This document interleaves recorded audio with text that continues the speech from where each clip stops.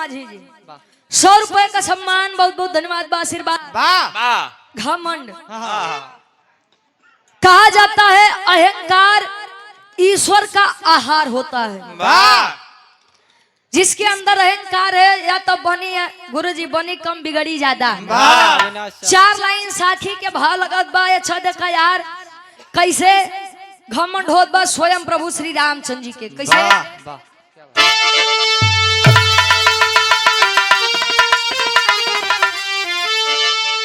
तो एक दिन राम सिया से बोले,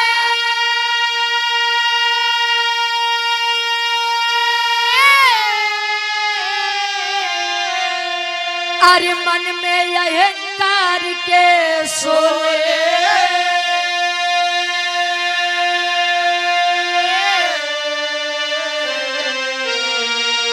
तब पूछो बा हमारी कहन लगे मुस्कान।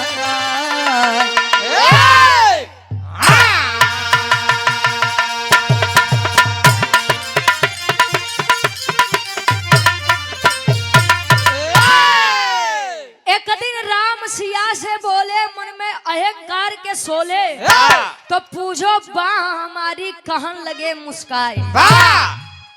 प्रभु श्री रामचंद्र जी अयोध्या नगरी में लंका जीत करके जब आए, अपने भाई छोटे भाई लक्ष्मण जी, भरत जी, शत्रुघ्न जी, राम जी साक्षात चारों लोग बैठे हैं।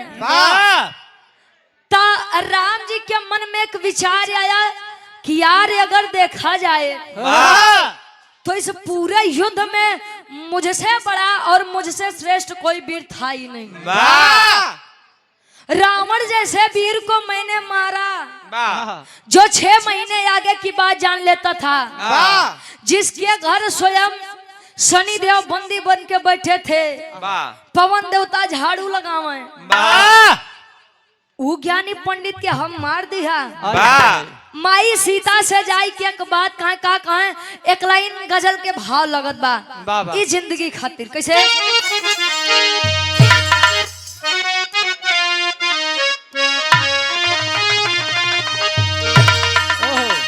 अरे जिंदगी में क्या रहा,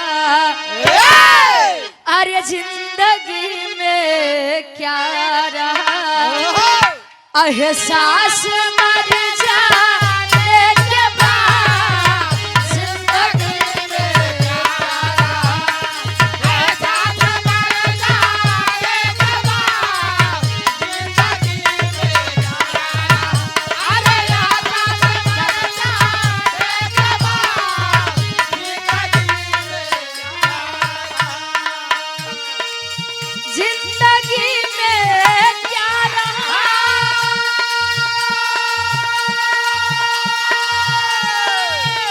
एहसास मर जाने के बाद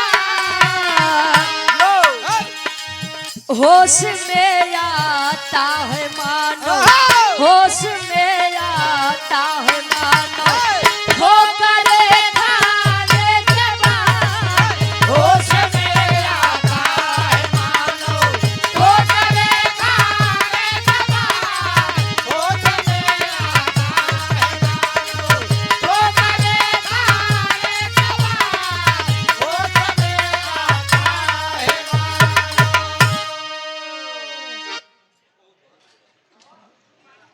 में आता है मानो, ठोकरे खाने के बाद। दुनिया में सबसे बड़ा गुरु है धोखा, ठोकर। खाते जाओ और सीखते जाओ।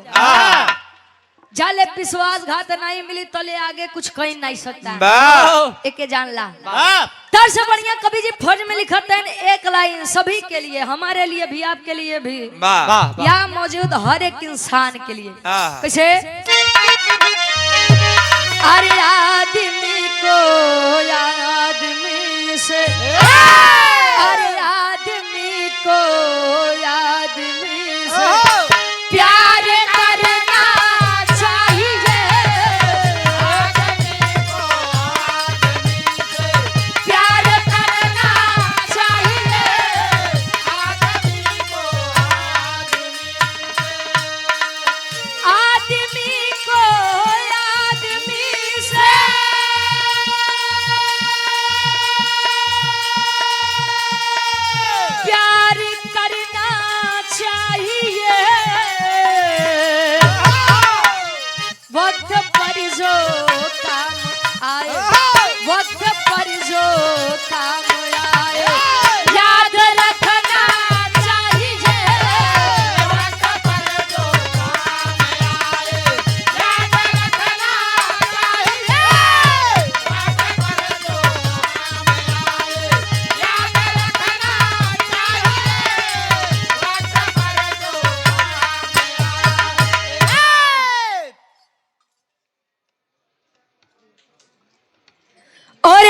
सम्मानित पूजनीय हमारे गार्जियन जी, धर्म के हमारे बड़े भाई आप हिमांशु त्रिपाठी उर्फ अन्नू भैया गोरैया शिखर की पाँव सजमी से सुंदर माला हजार रुपए देकर हमारा सम्मान हुआ और सुंदर माला 500 दे करके पूरी टीम का भी सम्मान हुआ। हम चाहेंगे कि एक बार हमारे बड़े भाई के नाम पर जोरदार ताली बजाए स्वागत और सम्मान में। वाह क्या कहना, बहुत सुंदर। अब भैया में आए साथ रखना चाहिए। पहले के लोग कहा कि रघुकुल रीति सदा चली आई, प्राण जाई पर वचन न जाई। बात खातिर मर मिटना मंजूर है, लेकिन बात कट जाए या नहीं मंजूर है। ये पहले के वीर रहे गुरुजी। कहानी और के शुरुआत बा प्रभु श्री रामचंद्र जी माई सीता के पास जाई के एक बात कहा सीते। प्रभु श्री रामचंद्र जी माई सीता के प्रेम से सीते कहाँ सीते। मेरी बात सुनो, कहाँ है कहानी का शुरुआत बा नजम के भाव बा।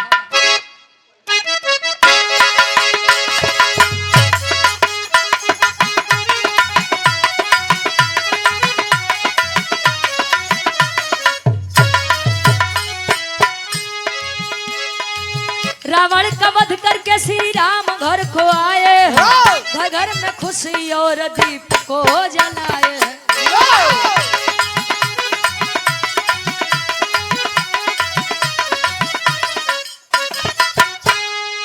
सिया से बोले प्रभु वचन को सुनाए, पूछो बाह मेरी बात को बढ़ाए हैं।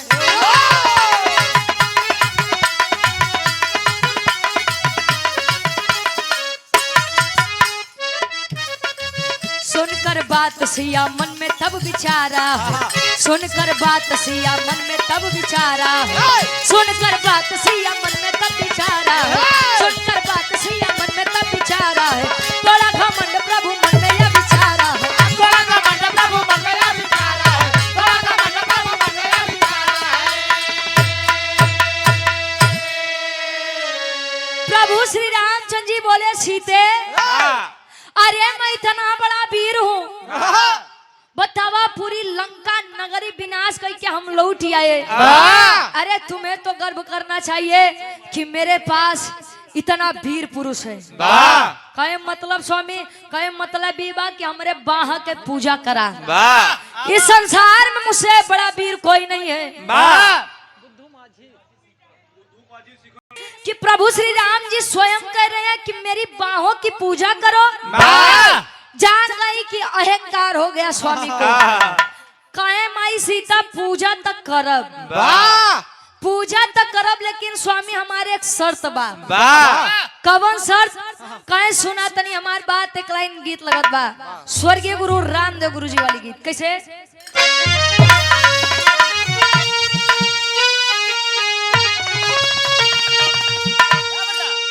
आरे झूलनी पे उड़ानी, आरे झूलनी पे उड़नी, हाई जहाजिया उड़ा दो, हाई जहाजिया उड़ा दो, हमार पाई जे बजा जहीरा जरा दो, हमार पाई जे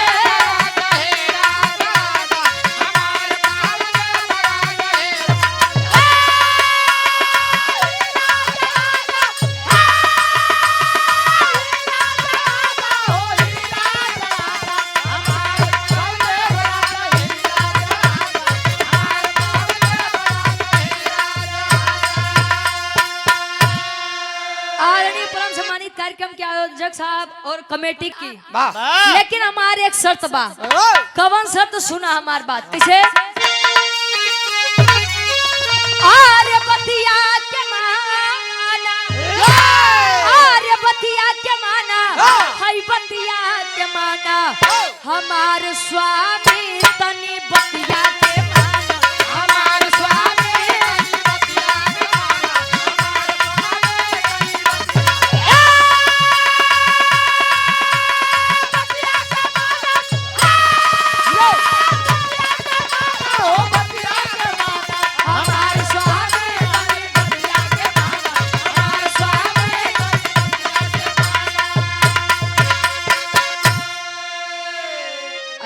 बाबू हो बतिया के माना हमार स्वामी तनी बतिया के माना बोलो सीता क्या बात है जो माननी बाकी है कहे सुना हम बताओ तो आपका एक वीर से युद्ध करे के बा वो वीर कहाँ बा अरे रहले कोटा छवन में अब एक कठी ललनवा पहले हरावा जाके ओके सजनवा पहले हरावा जाके ओके सजनवा पहले हरावा जाके ओके सजनवा अरे यही बात हमारी तुम मनवा में ठाना हमार स्वामी बतिया के माना हमार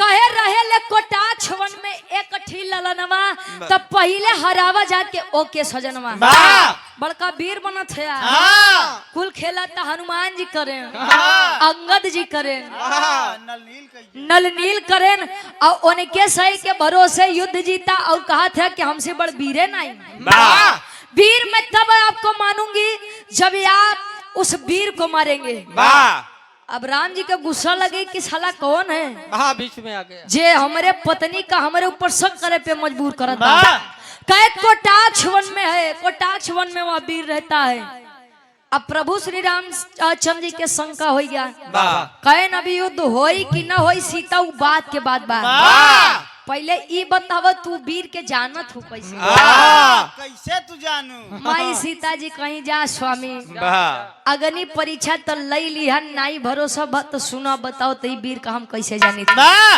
गीत बदलत बा प्रभु श्री रामचंद्र जी बतावत हैं पूछत हैं और ये गीत तब के बा गुरु जी जब भगवान कन्हैया गोकुल नगरी छोड़ के वृंदावन रहा जाए लगे तो सारी गोपिकाएं भी रहा में कह रही है दर्द में कह रही है का कहा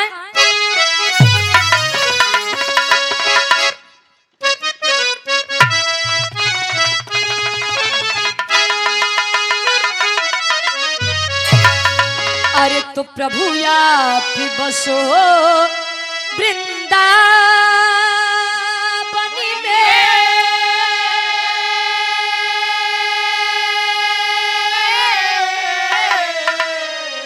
अरे प्रभु या बसो वृंदावन मेरी उम्र बीत गई गोकुल में प्रभु या बसो वृंदावन मेरी उम्र बीत गई गोकुल में प्रभु आप बसो वृंदावन मेरी उम्र बीत गई गोकुल में कहे प्रभु आप बसो वृंदावन में मेरी उम्र बीत गई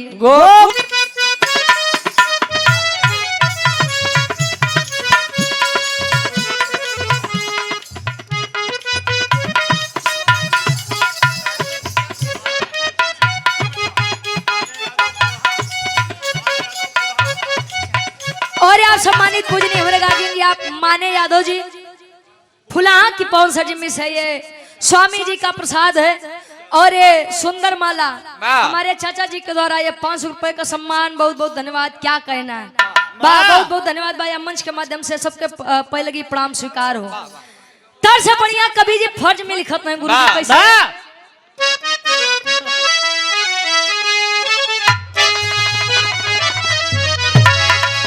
अरे है बात प्रभु बचपन की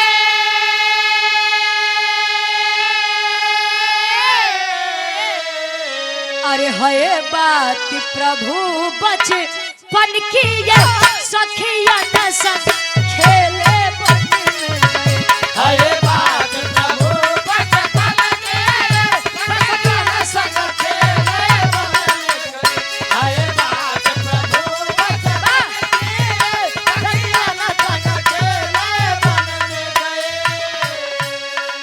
हीरा टाइगर जी वाह ये 201 रुपए का सम्मान मछम्मल खानो नाम बा अरे वाह भैया क्या कहना आशीर्वाद के छारी के हम बच्चे अपनी कला में कामयाब रहे। कहे है बात प्रभु बचपन की है बात प्रभु बचपन की है बात प्रभु बचपन की सखियन संग खेले वन में गए तब बात सिया की सुन रघुबर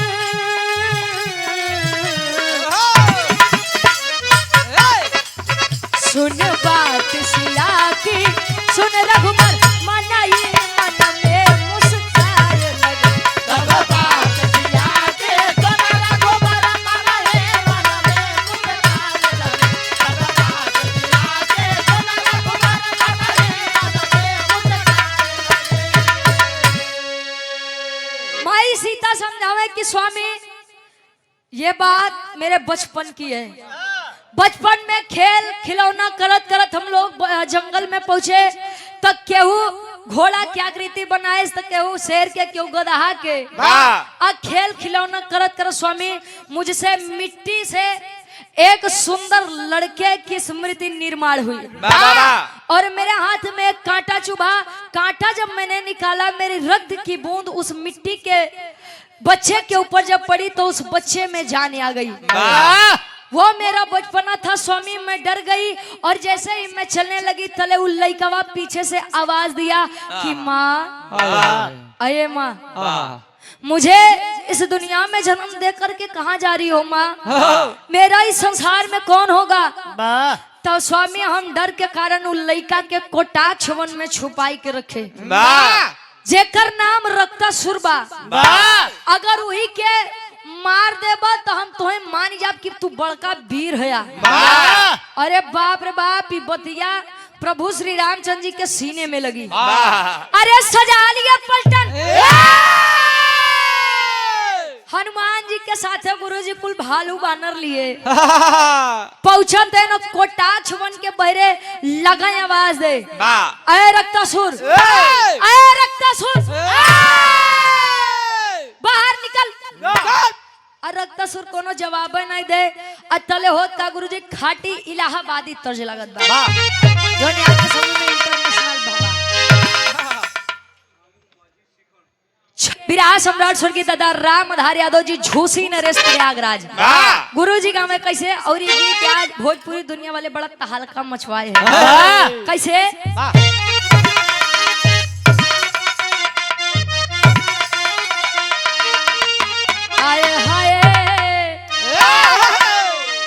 अरे राम झकोरा मार झुलनी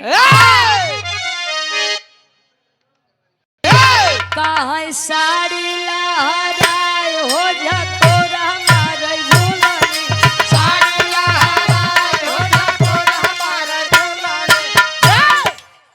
हैदर अली गुरुजी गीतिया के तनी सब बदल देन। अरे राम घुसुरी का बरधा अरे घुसुरी का बरधा कहाँ सरी मझारी घुसुरी का बरधा सरी मझारी ये घुसुरी का बरधा सरिये मझारी ई जीजा और बहनोई के ऊपर है गुरुजी का हो ई रतन दिया जीजा में गाए नौ सत्य सुइया में गाए बतारो बजबती उठाए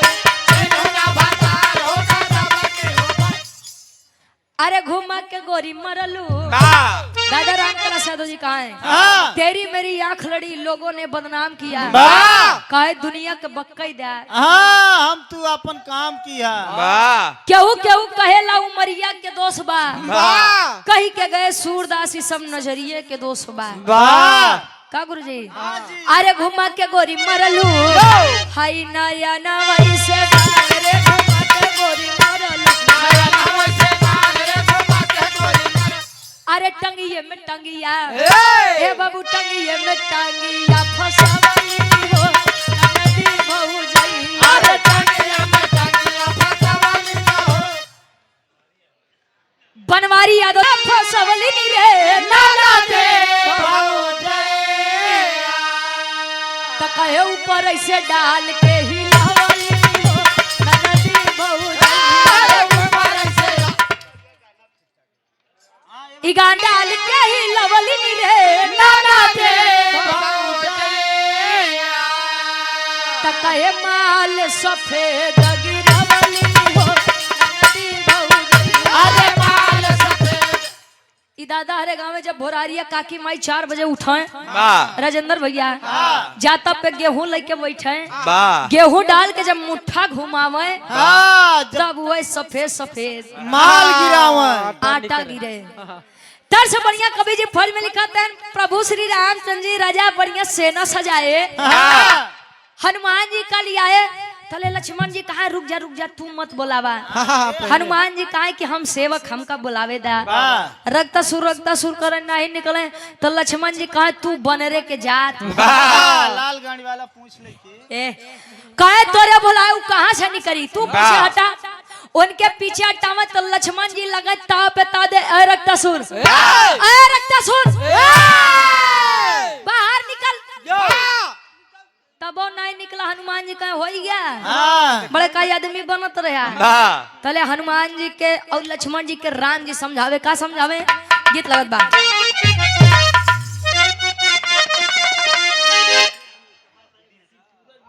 चले श्री राम पर सेनावा सजाई चले श्री राम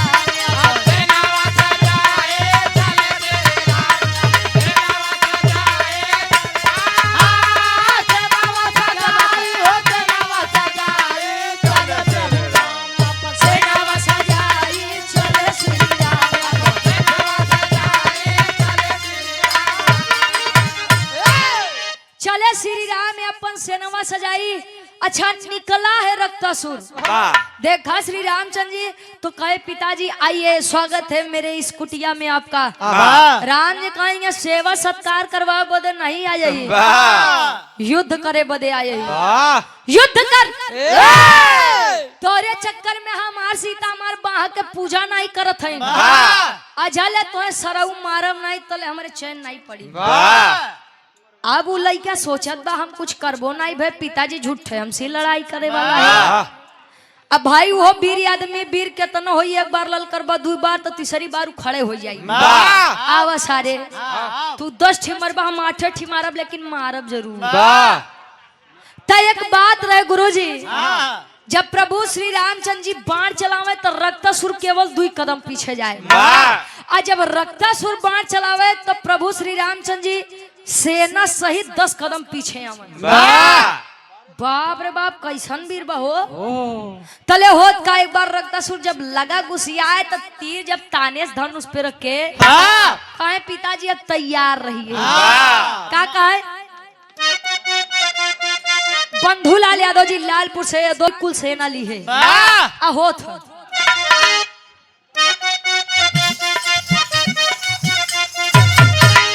दोनों वीरवन में तब होला लड़ाई होला लड़ाई होला लड़ाई होला लड़ाई होला लड़ाई सेनावा के मार दिया घर पहुंचाई घर पहुंचाई हो घर पहुंचाई घर पहुंचाई हो घर पहुंचाई। अरे सुन के खबर देवी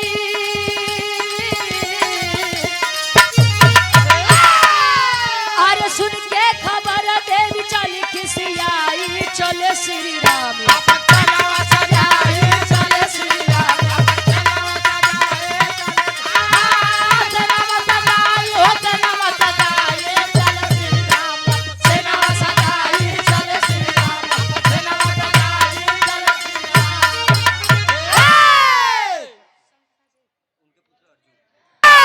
अच्छा युद्ध होते करते जब आखिरी में रक्तासुर खिसियाई गवा त एक बाण चलाए हनुमान जी आधी सेना लेके अयोध्या नगरी पहुंचते माई सीता जी के गोड़े लगे। माई सीता जी देखी बेटा हनुमान बेटा हनुमान हिया का करत है अरे माई चौने वीर लगे भेजे अगर तू नहीं चलबू तो सार मारी डाई काहे बदे कहे न काहे बदे का राम जी बाण चलावत है तू साला 2 कदम पीछे जात बा वाह आ ऊ बाण चलाए प्रमाण का बाद ही से न लेख हम तोरे गोड़े लगे ए माई चल चल नहीं तो जवन इज्जतिया बा कुल माटी में मिल जाई ए माई चल अब भाई पतिव्रता मेहरारू नहीं माई सीता जी पति के इतनी बड़ी बेइज्जती माई सीता से नहीं बर्दाश्त बा चली है गुस्सा हो करके कैसे तेरी के भाव लगत बा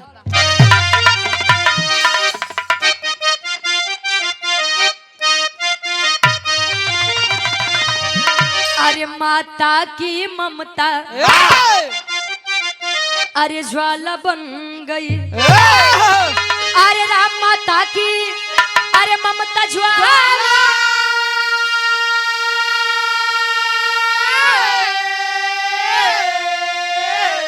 अरे माता की ममता ज्वाला बन गई चली संहार करनी अब कोई न रोकने वाला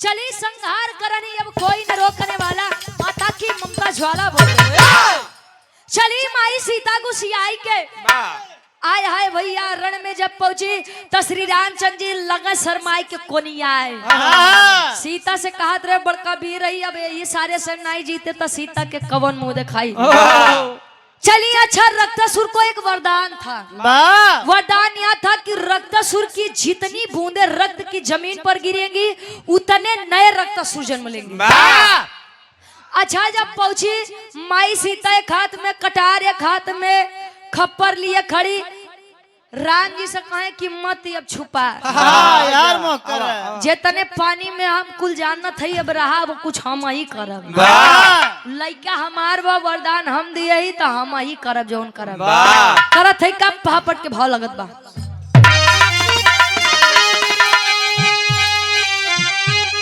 अरे देख सिया के मचल तूफानवा बीच बनवा में अरे देख सिया के मचल अब तूफानवा बीच बनवा में तो क्रोध से कांपे धरती होगा गगनवा बीच बनवा में क्रोध कांपे धरती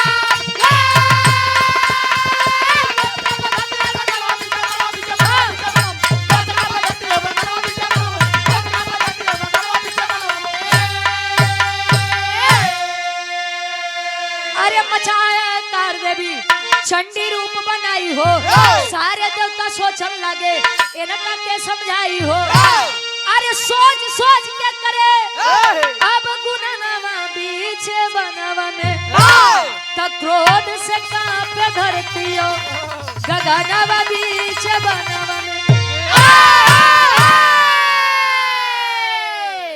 एक हाथ में खप्पर एक हाथ में भुजाली माँ सीता गर्दन जब ये अलग की धड़ से और जितना रक्त गिरा एक बूंद भी नीचे नहीं जाने दी और जितना रक्त था खप्पर में लेकर के पी गई लेकिन माँ सीता का क्रोध यही नहीं शांत हुआ क्रोध और बढ़ा अब तो माई सीता पूरी सृष्टि का विनाश करे बदे चल नहीं गुरुजी जब चली है पूरी सृष्टि का विनाश करने के लिए तो सारे देवी देवताओं में हाहाकार चाहिए माई सीता के समझाई अब तो केवल एक ही आधार है और वो कौन है सारे देवी देवता हाथ जोड़ के पहुंचते हैं कहाँ आल्हा के भाव में कवि जी प्रमाण देते हैं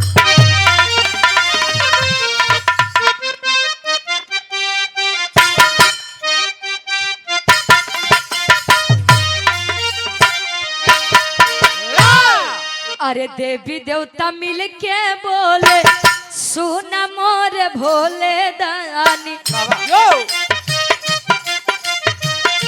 दुनिया के बाटे केवल पहिया धार सुन के भोले दानी चली भइले रानवा में पंचो जहाँ देवी सीता को मचाए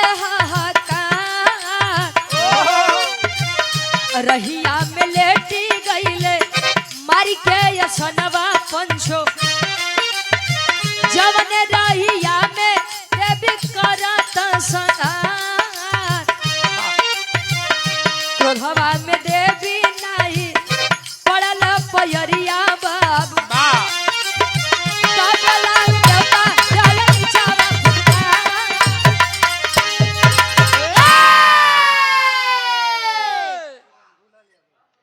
बंधु लाल यादव जी हमारे देवी देवता पहुंचे देवों के देहो महादेव भोलेनाथ जी के पास लगे हाथ जोड़े कि स्वामी अब आपका ही आधार है, आप चाहेंगे तो बचा लेंगे और आप चाहेंगे तो विनाश हो जाएगा।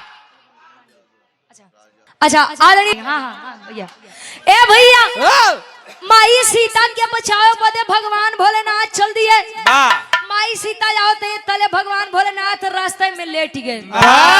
क्रोध में बढ़त बा देवी जी के कदम और गुस्सा में जैसे भगवान भोलेनाथ के लगे पहुंची और कदम रखे चलिए तले नीचे से नाग देवता फुफकारत है। काला नाग है। वाह इतना तो नाई फुफकारे हुए हैं। नीचे से जब फुफकारे तब माई सीता नीचे देखी, अरे बाप रे बाप भगवान भोलेनाथ हमारे गोड़े लगे। और शर्म के कारण देवी माँ का रूप क्या हुआ, आखिरी भाव खड़ी के भाव में कवि जी प्रमाण देते हैं।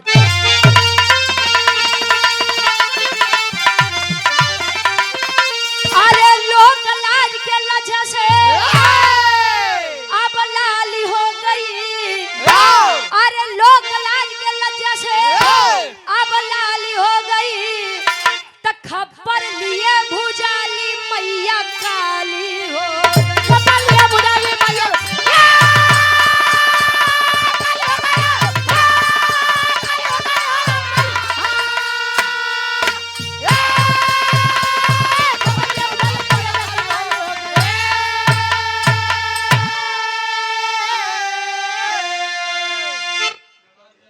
सिंधौला से विशाल यादव हमारे बड़े भाई 200 रुपए का सम्मान। लेटे भोले दानी हो तो देख सिया के माई सीता हुई शर्म से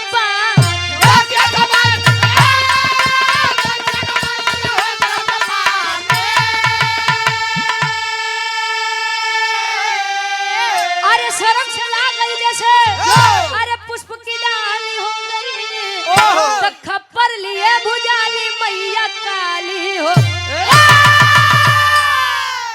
माई सीता के शर्म से जीभ निकलत बा गुरुजी और शर्म के कारण पूरी शरीर काली हो गई और वहीं से एक नई देवी की उत्पत्ति हुई जिन्हें काली माँ कहा गया। काली माई चाहे तो एक बात बने खो तो बन जाए, अगर दृष्टि खराब है तो विनाश छोड़ कुछ बनी नहीं। इसे भगवान प्रभु श्री रामचंद्र जी के अहंकार समाप्त बा और काली माई की उत्पत्ति भई। आखिरी में खानदान के परिचय बा, फिर हमारे गार्जियन जी के फरमाइश बा राजा हो तो कैसे मनाई। ठीक ठीक आवा गुरु बिहारी गुरु गणेश गुरु रामलाल मुर्बाका स्वर्ग से चंद्रिका कवि बच्चन का विजय पत्ता